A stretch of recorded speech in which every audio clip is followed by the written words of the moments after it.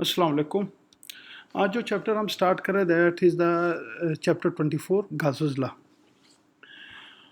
हाँ, इसके lecture notes जो भी हैं यानी कि पीडीएफ वगैरह तो आपको मैं व्हाट्सअप कर दूंगा इसकी पीपीटी। बाकी ऑनलाइन लेक्चर ocw.kfeit.edu.pk के ऊपर भी अवेलेबल है, आप लोग सर्च कर सकते हैं। तो इलेक्ट्रिसिटी एंड मैग्नेटिज्म ये वही 5 बुक है जिनको हमने फॉलो करना है। तो जिसमें आपको ऑलरेडी मैंने पहले कहा था कि हम जेविट एंड सर्वे की बुक को इसको लीड कर रहे हैं। 10th जो इसका एडिशन है उसको हम देख रहे हैं। बाकी एज ए रेफरेंस बुक आप लोगों को वाकर की भी यूज़ कर सकते हैं, रेजेनिक की भी यूज़ कर सकते हैं, मैनफील्ड की और टेपलर मोस्का की, जो भी है आप एज ए रेफरेंस यूज़ कर सकते हैं। लेकिन ये जो लीड बुक है हमारी ये है। तो गाज़ोज़ लॉ आप लोगों ने एफएससी में भी पढ़ा होगा। इस चैप्टर में नॉर्मली हम 2-3 चीज़ें कवर करेंगे। एक तो हम कैलकुलेट करेंगे इलेक्ट्रिक फील्ड किसी भी चार्ज की डिस्ट्रीब्यूशन की वजह से। इलेक्ट्रिक फील्ड किसी भी चार्ज की डिस्ट्रीब्यूशन की वजह से हमने जो हमारा टारगेट है वो है इलेक्ट्रिक फील्ड हमने कैलकुलेट। डेफिनेटली चार्ज डिस्ट्रीब्यूशन की वजह से हम ऐसे करेंगे integrated over the distribution, small patches लेंगे और इसको ओवरऑल इंटीग्रेट करेंगे तो हमारे पास वो इलेक्ट्रिक फील्ड आ जाएगा किसी भी चार्ज डिस्ट्रीब्यूशन से। और दूसरा जो गाज़ोज़ लॉ हम यूज़ करते हैं इलेक्ट्रिक फील्ड को कैलकुलेट करने के लिए भी हम गाज़ोज़ लॉ को यूज़ करते हैं। नॉर्मली हम आगे जाके इसकी प्रॉब्लम भी करेंगे और इसकी एप्लीकेशन भी करेंगे कि कैसे हम इलेक्ट्रिक फील्ड को कैलकुलेट करते हैं बाय यूजिंग द गाज़ोज़ लॉ।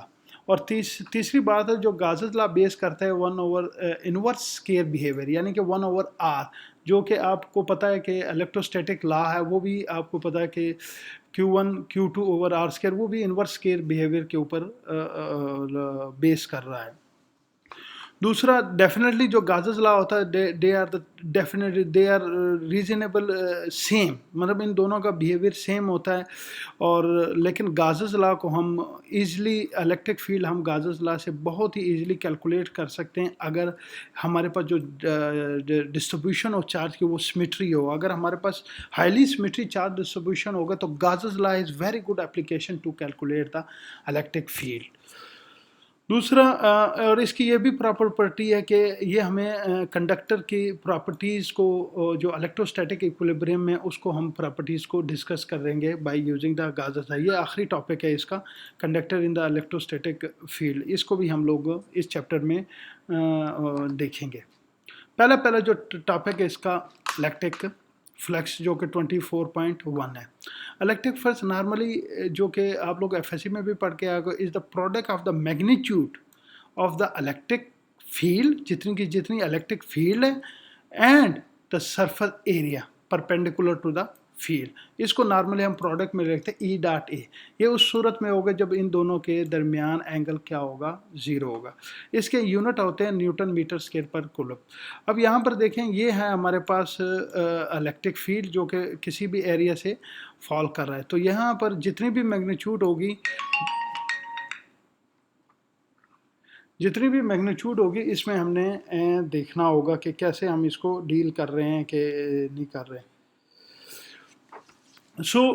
तो इलेक्ट्रिक फ्लक्स की ये भी खुसूसियत है कि is proportional to the number of electric field line passing through the penetrating through the surface area. जितनी ज़्यादा फील्ड लाइन पास होगी, जितनी ज़्यादा इलेक्ट्रिक फील्ड लाइन पास होगी, उसका इलेक्ट्रिक फ्लक्स भी इतना ज़्यादा होगा। तो इलेक्ट्रिक फ्लक्स को हम फाई से इंडिकेट करते, E for electric, phi for flux. Electric flux जो होगा वो हमारे पास E.A के इक्वल होगा। अब इसके डिफरेंट सरफेस होंगे। अगर इसमें ये देखें कि हमारा इलेक्ट्रिक फील्ड जो है परपेंडिकुलर होगा, अगर परपेंडिकुलर ना हो देन व्हाट, फिर हम इसमें क्या करेंगे कि अगर सरफेस जो अंडर द कंसिडरेशन है वो परपेंडिकुलर ना हो टू द फील्ड। यहाँ पर देखिए इस फिगर में आप देखें कि इलेक्ट्रिक फील्ड जो है बिल्कुल वो जो सरफेस है वो स्लो बना रही है किसी एंगल थीटा के साथ, जो कि परपेंडिकुलर इसके नहीं है। अगर तो जाहिर है इसका जो इलेक्ट्रिक फ्लक्स होगा वो पिछले वाले केस से कुछ कम होगा। अगर ये उसके परपेंडिकुलर होता तो यहाँ पर मैक्सिमम इलेक्ट्रिक फ्लक्स होता। लेकिन ये है क्योंकि कुछ एंगल बना रहा है, डेफिनेटली इसका जो फ्लक्स होगा उससे कम होगा। अब जैसे कि इसमें एंगल बना रहा है तो नॉर्मली जो इसका इलेक्ट्रिक फ्लक्स होगा वो आएगा E A cos theta. Theta is the angle जो डिसाइड करेगा कि फ्लक्स हमारे पास कितना है। जितना थीटा वेरी करेगा, अगर यहाँ पर हम थीटा 0 ले लें यानी कि वो बिल्कुल परपेंडिकुलर है, थीटा 0 होगा तो कॉस थीटा होगा हमारे पास 1, तो हमारे पास मैक्सिमम फ्लक्स आ जाएगा जो कि होगा ई ए। तो मैक्सिमम फ्लक्स कब होगा? when the surface is perpendicular to the field, यानी कि तो थीटा क्या होगा उसमें एंगल 0 होगा। और मिनिमम फ्लक्स कब होगा या जीरो फ्लक्स सॉरी हम कहेंगे जब एंगल हमारे पास क्या होगा 90 होगा। when the normal to the surface is perpendicular to the field, that is when the theta is equal to 0। एक नॉर्मल होता है, नॉर्मल को तो आपको पता है कि किसी भी सरफेस का एक नॉर्मल यूनिट नॉर्मल होता है। कोई भी जैसे आपके पास कोई टेबल है तो उसका जो नॉर्मल होगा वो इसके परपेंडिकुलर अप होगा, तो हर एक का एक अपना नॉर्मल वेक्टर होता है जो कि इसके परपेंडिकुलर होता है। तो इसलिए तो मैक्सिमम फ्लक्स हमारे पास कब होगा? जब एंगल 0 होगा। और फ्लक्स 0 कब होगा? जब एंगल हमारे पास 90 होगा। अब ये तो मैक्सिमम और 0 है। और तीसरी वेरिएशन हम कि अगर इन दो में दूसरी कैटेगरी हो, जैसे कि इफ़ द इलेक्ट्रिक फील्ड में वेरी है वेरी लार्ज सरफेस। अब इसमें हमने देखना है कि इलेक्ट्रिक फील्ड जब हमारे पास लार्ज सरफेस होगा तो उसको कैसे कैरी करेंगे। तो जैसे कि आपको पता है कि पहले भी हमने कहा था कि अगर हमारे पास जब भी लार्ज सरफेस होगी तो हम उसको किस में डिवाइड करेंगे? स्मॉल स्मॉल पैचेस में। एक पैच का हम कैलकुलेट करेंगे, बाकी पैचेस को हम क्या कर देंगे? ऐड अप कर देंगे। जब ऐड अप कर लेंगे तो ओवरऑल जो इलेक्ट्रिक फील्ड होगी वो हम क्या करेंगे? इंटीग्रेशन से हम कैलकुलेट कर सकेंगे। तो इसमें देखें कि अगर हमारे पास ये है, हमारे पास एक स्मॉल पैच लिया हुआ है, इसका एरिया है हमारे पास del A I. I is the मतलब एलिमेंट है एक स्मॉल एरिया, और इसके ऊपर जो इलेक्ट्रिक फील्ड अप्लाई हो रही है वो ई आई, और इसके दरमियान जो एंगल आ रहा है वो है थीटा ई आई। तो हमारे पास जो फाई ई आई है electric flux, E for electric flux किसका? Ith element this one the ith element. तो वो हमारे पास नॉर्मली क्या होगा? हमने कहा है कि ई डेल ए कॉस थीटा होगा। तो ये किसके ऊपर डिपेंड कर रहा होगा? एंगल के ऊपर। जो भी एंगल होगा हम उसको कर सके। जो ई डेल ए कॉस थीटा आई को हम ए डॉट बी भी लिख सकते, जैसे आप लोगों ने किया होगा A dot B is equal A B cos theta, dot product को हमेशा कॉस एंगल का है। इसी तरह E del A cos theta is equal to E I dot del A I, this was the A and this was the B. जैसे आप लोगों ने पीछे पढ़ा भी होगा A dot B is equal to A B cos theta. तो ये इसी तरह हमने लिखा। अब हमें हमारे पास एक पैच का आ गया, तो सारी कंट्रीब्यूशन के लिए हम क्या करेंगे? उसको इंटीग्रेट करेंगे। इंटीग्रेट हम करेंगे phi is equal to E dot D A. Okay, ये है हमारे पास सरफेस का। अब अगर सरफेस क्लोज होगी, they are the close like this surface, तो यहाँ पर हम एक ये हमने निशान लगा दिया सर्कलर का। इट्स मीन जो हमारे पास जो सरफेस है वो क्लोज होगी, तो हमारे पास जो फ्लक्स होगा, फ्लक्स वो हमारे पास कौन सा flux? E for electric flux is equal to E dot D A. तो ये हमारे पास इलेक्ट्रिक फ्लक्स का formula in term of integration. किसके लिए हम ये यूज़ करेंगे कि हमारे पास वो फ्लक्स हमारे पास लार्ज सरफेस के लिए होगा। ठीक है। अब जाहिर है इलेक्ट्रिक फ्लक्स पॉजिटिव भी हो सकता है, ज़ीरो भी हो सकता है, नेगेटिव भी हो सकता है।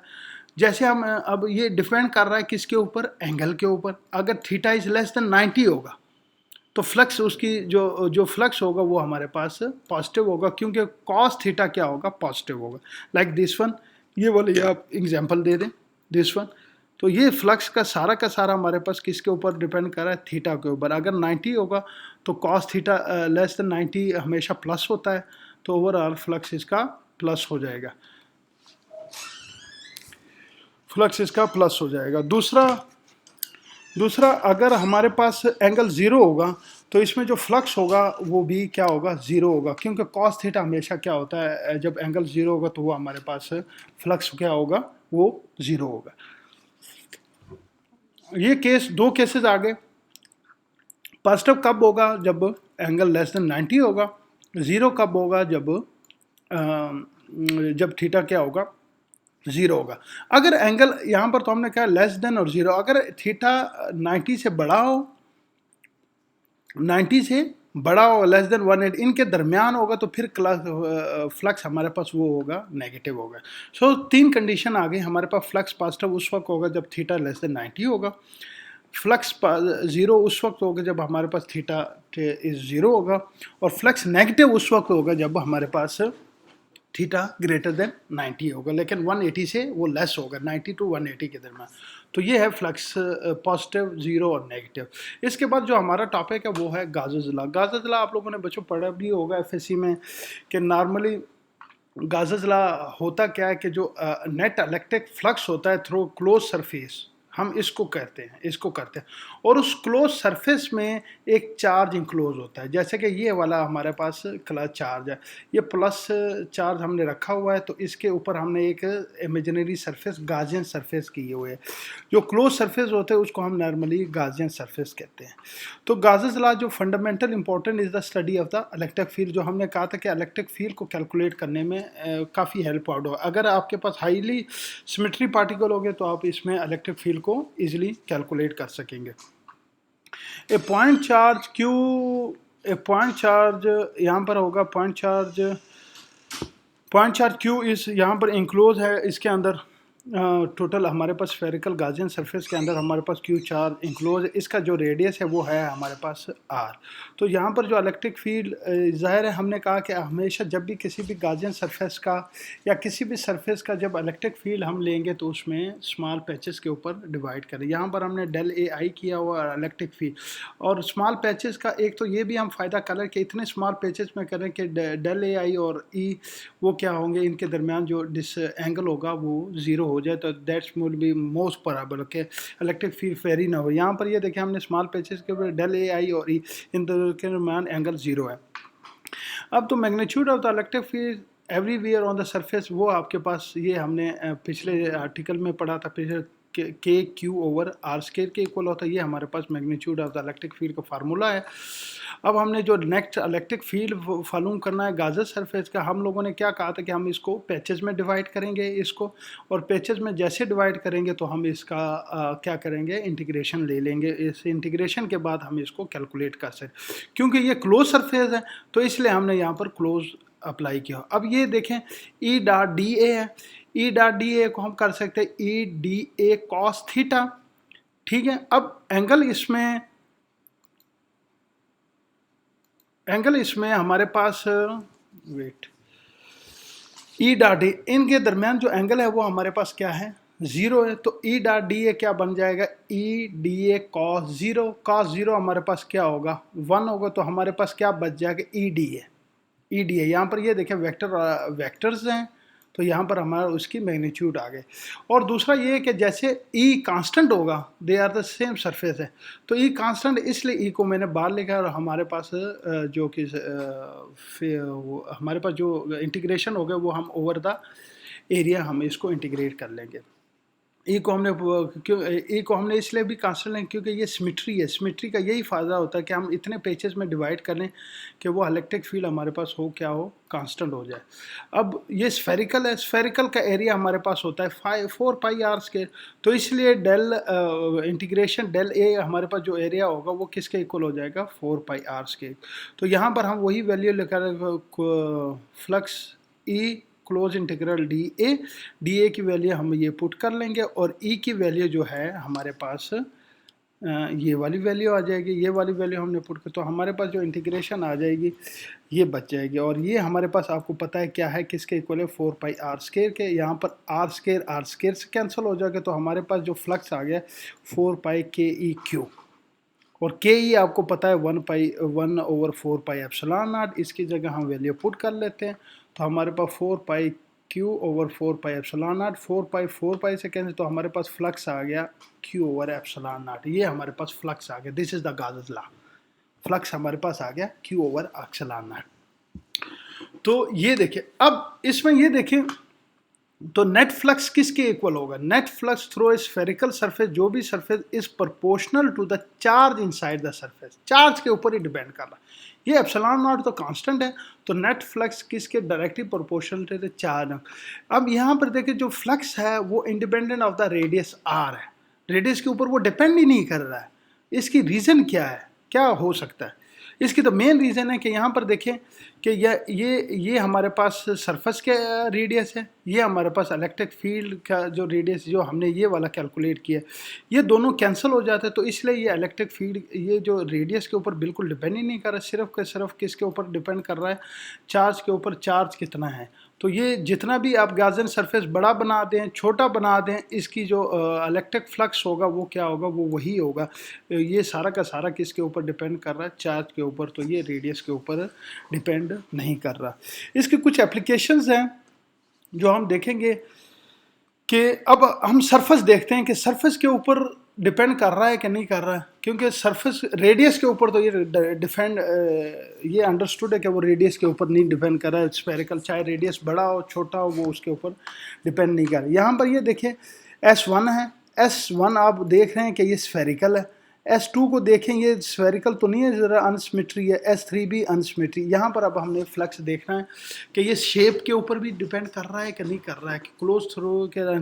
अब यहाँ पर देखिए, consider a silver close surface surrounding A charge Q is shown in figure. 3 surface है, एक S1 है, एक S2 है, एक S3 है। सरफेस S1 क्या है, हमारे पास स्फेरिकल है, जो कि आप देख रहे हैं फिगर में। सरफेस S2 हमारे पास क्या है, और सरफेस S2 और S3 वो स्फेरिकल नहीं है, ठीक है। अब सरफेस S1 में जो फ्लक्स होगा वो क्या होगा, charge over Q not, epsilon not. Charge हमारे पास क्या है, वो क्यू है। तो एस में जो हमारे पास जितना भी फ्लक्स होगा वो हम किससे कैलकुलेट करें, गाजर सरफेस से, जो हमारा है चार्ज ओवर एप्सिलॉन नॉट। अब ये भी आपको पता है कि फ्लक्स जो हमने पहला आर्टिकल इलेक्ट्रिक फ्लक्स का पढ़ा है कि जो फ्लक्स होगा वो proportion to the number of electric field line passing through the surface. जितनी इलेक्ट्रिक फील्ड लाइन होगी इतनी ही इलेक्ट्रिक फ्लक्स होगा। अब ये देखिए S1 में इलेक्ट्रिक फील्ड लाइन कितनी है, 1 2 3 4 5 6 7 8 9 10 11 12 है। S2 में भी 12 है, S3 में भी 12 है। तो फील्ड लाइन जितनी तीनों सरफेस में फील्ड लाइन सेम पास हो रही है, तो इट्स मीन इन तीनों सरफेस का क्या होगा, फ्लक्स क्या होगा, सेम होगा। तो S1 में जो फ्लक्स होगा वो क्या है, Q और एप्सिलॉन नॉट। तो S2 में भी वही Q और एप्सिलॉन नॉट होगा, और S3 में भी वही Q और। तो इसका जो नेट रिजल्ट है वो क्या है, the net flux through any close surface surrounding a point charge is giving by Q over epsilon, and it is a independent of the shape of the surface. तो flux के हमारे पास गाजर law से दो चीज़ें आ गई, एक तो ये रेडियस के ऊपर डिपेंड नहीं कर रहा, रेडियस बड़ा हो छोटा हो। दूसरा वो शेप के ऊपर डिपेंड नहीं कर रहा है कि वो किसी शेप के ऊपर भी उसमें जो फ्लक्स होगा वो वही रहेगा हर शेप। मतलब इसके तो गाजर सरफेस है, आप कुछ भी बना सकते हैं, स्फेरिकल भी बना सकते हैं, जो भी आप लोग बना सकते हैं। ये आ गया। अब Gauss's law through surface where the charge is not close in. अब इस केस में ये देखिए कि चार्ज इंक्लोज था। अब इस केस में चार्ज इंक्लोज नहीं है, चार्ज बहुत बड़ा हुआ। हमने यहाँ पर गाजर्स ला जो गाजर सरफेस है वो यहाँ पर अप्लाई किया। अब ये इस जो सरफेस हमने अप्लाई किया इसके ऊपर हमने इलेक्ट्रिक फील्ड को कैलकुलेट करना है कि इलेक्ट्रिक फील्ड क्या होगी। अब यहाँ पर देखें कि चार्ज तो आउटसाइड है और शेप उसकी कुछ भी, चार्ज इज आउटसाइड। अब यहाँ पर देखें जो फिगर है, जितनी इसमें लीव हो रही है इतनी, जितनी इंटर हो रही है इतनी लीव हो रही है। तो टोटल फ्लक्स उसमें क्या होगा, ज़ीरो होगा, क्योंकि जितनी फ्लक्स इंटर हो रहा है इतना ज़्यादा लीव हो रहा है। The number of electric field line entering the surface is equal to the number of field line leaving the surface. तो जो हमारे पास नेट फ्लक्स वो क्या होगा, वो हमारे पास ज़ीरो होगा। इट्स मीन कि अगर चार्ज बाहर होगा तो सारा का तो हमारे पास जो नेट फ्लक्स होगा वो क्या होगा, हमारे पास ज़ीरो होगा। आपने एग्जांपल 24.1 आप देख लें इसको कि उसमें नेट फ्लक्स उसने कैलकुलेट किया और नेट फ्लक्स उसने क्यूब में कैलकुलेट, क्यूब में कोई चार्ज नहीं है। तो आप जैसे एग्जांपल देखेंगे उसने फ्लक्स डिफरेंट कैलकुलेट किए तो नेट जो इलेक्ट्रिक फील्ड है उसमें ज़ीरो आ रहा है। उसकी रीज़न यही है कि जो गाजन सरफेस हमने कंसीडर किए उसके अंदर चार्ज नहीं है। अगर गाजन सरफेस से चार्ज बाहर है तो नेट फ्लक्स डेफिनेटली होगा, ज़ीरो होगा। अगर गाजन सरफेस के अंदर ही चार्ज होगा तो फिर हमारे पास नेट फ्लक्स आएगा। अब यहाँ पर देखें S1 है, S है, S प्राइम है, S2 प्राइम। अब S1 में हमारे पास सरफेस है, चार्ज है, इसका अपना फ्लक्स होगा। तो सरफेस जो है सराउंड ओनली चार्ज, तो इसका जो फ्लक्स होगा, चार्ज हमारे पास Q1 है तो इसका फ्लक्स है Q1 over epsilon not. Surface S2, अब सरफेस S प्राइम में देखें, इसमें चार्ज Q2 भी है, Q3 भी है, ठीक है। तो इसका जो फ्लक्स होगा वो हमारे पास Q2 plus Q3 over epsilon naught. अब इसका देखें कि surface S1, the flux surface है due to a charge Q2। अब यहाँ पर ज़ाहिर है Q1 की वजह से इलेक्ट्रिक फील्ड लाइन गुजर रही है जो कि S प्राइम को भी अटैच कर रही होगी। ज़ाहिर है S प्राइम को जो अटैच करेगा वहाँ पर उसका फ्लक्स ज़ीरो होगा, क्योंकि Q1 की वजह से, Q1 तो बाहर पड़ा हुआ है, इस वजह से इसका ज़ीरो होगा। एस डबल प्राइम में आप देखो कोई चार्ज एनक्लोज नहीं है, तो इसका इलेक्ट्रिक फील्ड ज़ीरो होगा। तो हमारे पास जो गाजर लॉ की इक्वेशन है मैथमेटिकल, वो हमने कहा क्या कहा, क्लोज इंटीग्रल ई डॉट डी ए, यानी कि जितना भी चार्ज होगा क्यू इन, जितना भी चार्ज इंदर होगा ओवर एप्सिलॉन नॉट। तो ये हमारे पास इसकी मैथमेटिकल फॉर्म गाजर लॉ की आ गई है। अब एप्लीकेशन ऑफ गाजर लॉ को हम वेरियस चार्ज डिस्ट्रीब्यूशन के ऊपर अप्लाई करेंगे, कि हम वेरियस चार्ज डिस्ट्रीब्यूशन के अप्लाई करेंगे तो उसके हमने गाजर लॉ को कैसे करना है। तो गाजर लॉ डेफिनेटली हमने क्या किया था, गाजर law useful determining the electric flux when the charge distribution is highly symmetric. तो फिर वहाँ पर गाजर लॉ को अप्लाई करना बहुत ईजी होता है। इसका ये फ़ायदा होता है जब हाई सिमेट्रिक होता है तो ई हमारे पास क्या होता है, can be remove from the integral, यानी कि री को हम बाहर ले आ सकते हैं, तो इसमें कोई मजाकत नहीं होती, ई डिस्टर्ब नहीं करता इंटीग्रेशन को। तो जब भी हम गाजियन सरफेस कंडीशन, हम जब भी गाजियन सरफेस को बनाएंगे तो उसमें तीन चार हमने इंटीग्रेशन, इन तीन चार पॉइंट देखने के, वो हमने क्या करना, हमने एक तो गाजियन सरफेस ऐसी चूज़ करनी है जो इन चार में से एक या एक से ज़्यादा को क्या कहते हैं, एक से ज़्यादा कंडीशन को ओबे करे।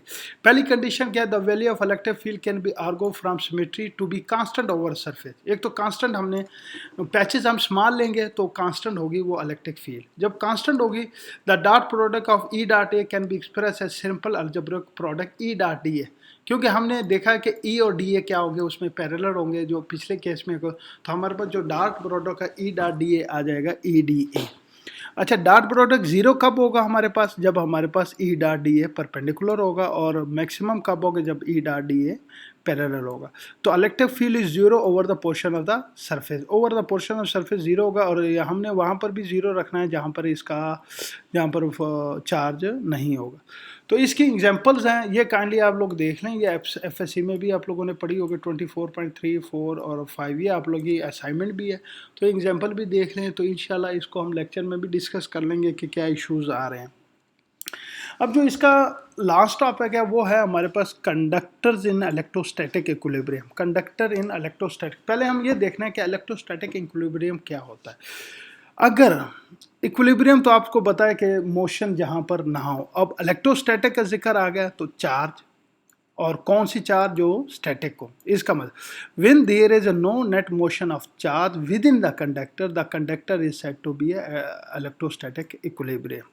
तो इलेक्ट्रोस्टैटिक इक्विलिब्रियम की चार प्रॉपर्टीज होगी। एक तो ये property, the electric field is zero everywhere inside the conductor where the conductor is a solid, whether the conductor is a solid है और होलो है, लेकिन चाहे वो सॉलिड हो चाहे वो होलो खाली हो, तो इसके जो इलेक्ट्रिक फील्ड होगा वो जीरो होगा इनसाइड द कंडक्टर। अब if the conductor is isolated and carrying a charge, तो जो चार्ज होगा वो इसके सरफेस के ऊपर आ जाएगा। अगर वो आइसोलेटेड है, किसी के साथ इंटरेक्शन नहीं है, तो उसके जो चार्ज होंगे वो क्या होंगे, उसके सरफेस के ऊपर आ गए। तीसरा पॉइंट, तो electric field at a point just outside A charge conductor is perpendicular to the surface of the conductor and he has a magnitude of sigma over epsilon r। क्योंकि यहाँ पर सरफेस आ गई तो यहाँ पर हमें सिग्मा की ज़रूरत पड़ेगी। सिग्मा क्या होता है, सरफेस चार्ज डेंसिटी होती है। तो यहाँ पर जो सरफेस चार्ज डेंसिटी होगी वो सिग्मा ओवर एप्सिलॉन नॉट के इक्वल होगा। और दूसरा, irregular shape conductor, the surface charge density is greatest at the location where the radius of the curvature of the surface is small. अगर irregular shape है उस conductor की, तो जो सरफेस चार्ज डेंसिटी होगी वो उस लोकेशन पर बहुत कम होगी जहाँ पर वो जो सरफेस हमने लिया होगा उसका रेडियस क्या होगा, स्मॉल होगा। तो ये है 24 चैप्टर, जो इसको मैंने थोड़ा रिव्यू किया है, कोशिश की है, तो काइंडली इसको आप लोग एक बार पढ़ भी लें। लाजमी नहीं है हमने ये एक चैप्टर में कवर करना, ये हम इसके 2 चैप्टर ले लेंगे, 2 लेक्चर्स इसके अलहदा ले लेंगे, एक इस वीक कर लेंगे, एक अगले वीक। तो इसको काइंडली आप रीड आउट करें, तो इसको आगे लेक्चर में करेंगे। तो ये है हमारा सारा 24 lecture. Thank you so much.